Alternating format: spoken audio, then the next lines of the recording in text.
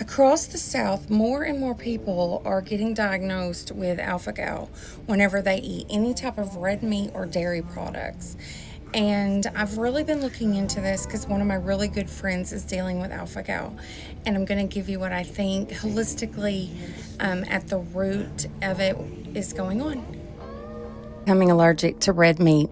You go to a cookout, enjoy a steak or a burger, and hours later, you're in hives, dizzy, or rushing to the ER. This condition is called alpha-gal syndrome, and it begins with a bite from a tiny insect most of us never even think about, the Lone Star tick. Who knew something so small could cause such big trouble?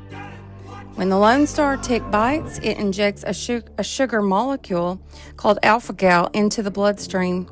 Weeks or months later, your body suddenly thinks beef, pork, or even dairy is the enemy. And here's the tricky part. Reactions usually happen 3 to 6 hours after eating. So you might blame the wrong food or your in-laws' potato salad. Don't worry, Aunt Linda, it wasn't your cooking. Across the South, thousands have already been diagnosed, and many more are living with unexplained symptoms, not knowing a tick bite could be the root cause. Mainstream medicine often focuses on avoiding red meat and carrying an EpiPen, but my intuition and my studying of this points to something deeper, the thyroid. When the thyroid is inflamed, the immune system gets confused. That's when old viruses, toxins, mold, and allergies can take over. In other words, when the thyroid is cranky, the whole body is cranky. Many of us had mono as teenagers.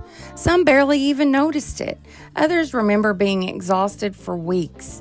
But here's the kicker. Mono doesn't just vanish. It's the Epstein-Barr virus, and it stays in the body waiting for the right trigger. Triggers include stress, toxins, infections, and mold exposure. Basically, all the things modern life hands us in bulk. I've seen this many times.